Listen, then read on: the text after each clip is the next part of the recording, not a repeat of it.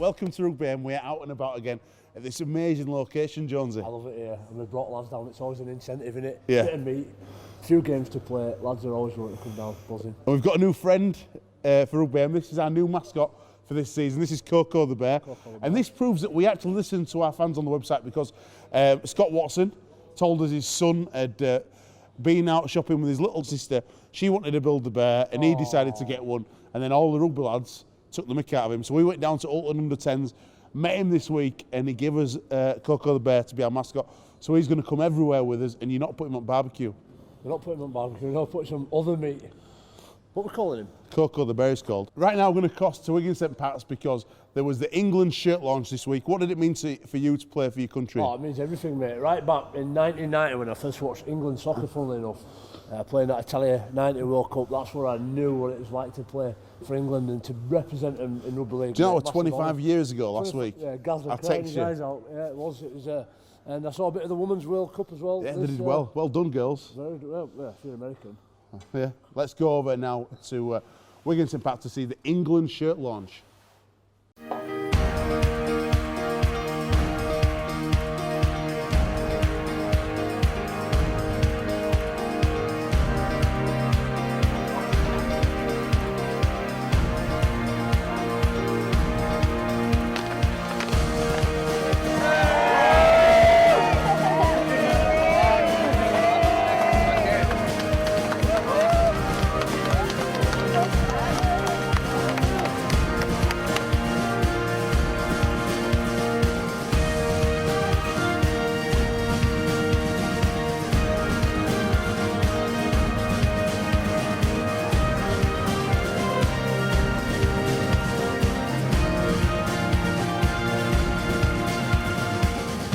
Yeah, it's fantastic. It's fantastic to promote the shirt, and obviously sponsored by BLK as well, and you know that hashtag Wall of White, and hopefully we can get some great support like we have done today, and going into some big games at the end of the year.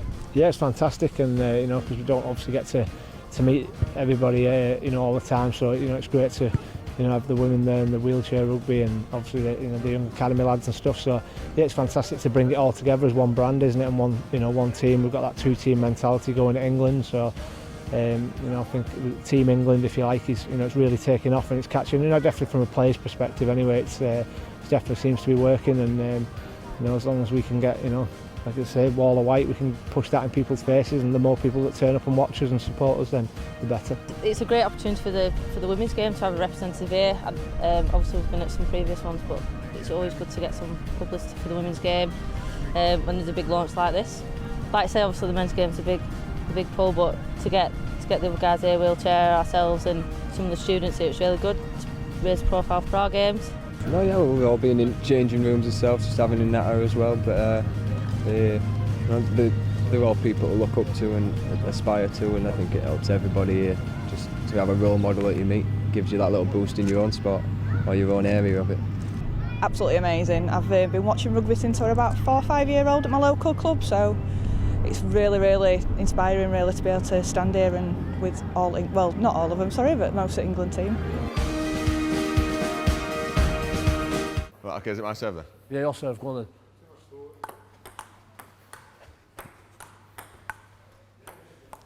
Oh, 1-0, 1-0. So it's festival season now. We're going to do a Rugby and Reds festival. Right. And Glastonbury's probably, he's got me look. Glastonbury's most famous festival. All right. But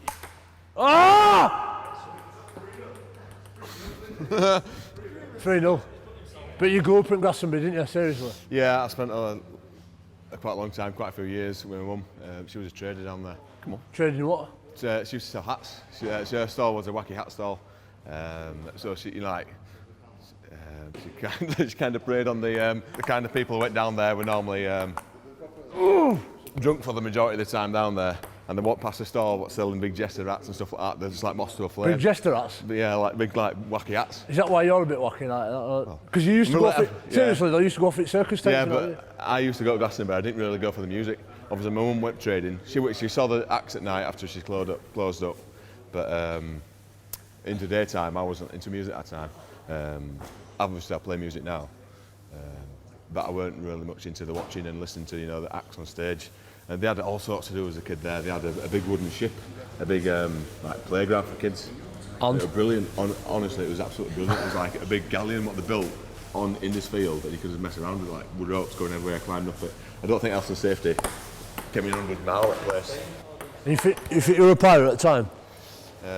So when you used to go off, you used to go in tents, or didn't you, and watch the circus? Yeah, so like there was different fields and different things in it. You know, obviously, because there's a load of fields, and like there was one field dedicated to like circus acts and all that sort of thing. Oh.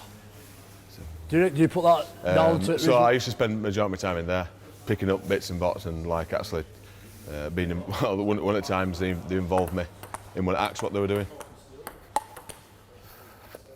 Like what? Go on, explain the act. Well, I was doing Diablo, you know, the thing on string, with 2 sticks and he had a string and that thing was spinning round. Yeah. I was pretty decent at that, so they had me on stage doing a bit on that.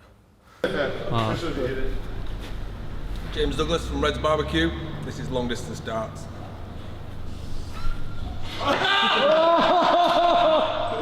Zap the Power Hardacre, Leeds Rhinos, long distance darts.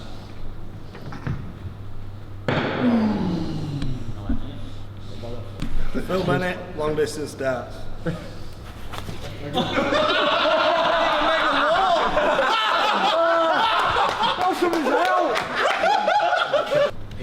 Whenever you're ready. Now then, hold dog here, and I'm wearing my wife's vest.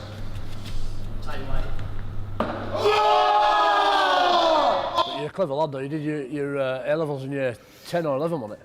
Yeah, I started my maths A-level in year 10.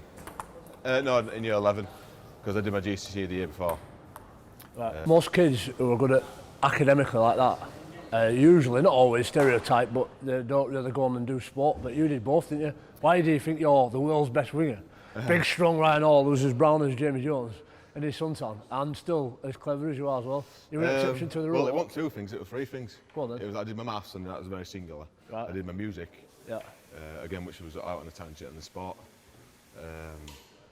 So there's 3 things I had to juggle, and like it was hard to get them all together. Pardon the pun. Yeah, pretty much juggling like 3 things, and all teachers, you know, obviously, sometimes rugby clashed with the band and you know the music I were doing, and you know stuff like that. So it was hard to juggle like on certain days to do what, and then if rugby and music were on the same day, Yeah. it's not like I had to go off from different teachers, you know, from what they wanted me to go and do. So I had to juggle it a bit, and I think I did that all right. Oh. 8-2. 8-2. I've won. I don't know how many points I've won, but I've lost count. This ain't my game, mate. This ain't my game. I'm still recording here. This ain't my game. Whose go is it? You can go. I don't think we should get too seriously are we now. It's pitying me. Right, if you're counting, that's 9. Get it over and done with. Over and done with. Ryan Hall. I'll try that one that Scotty does.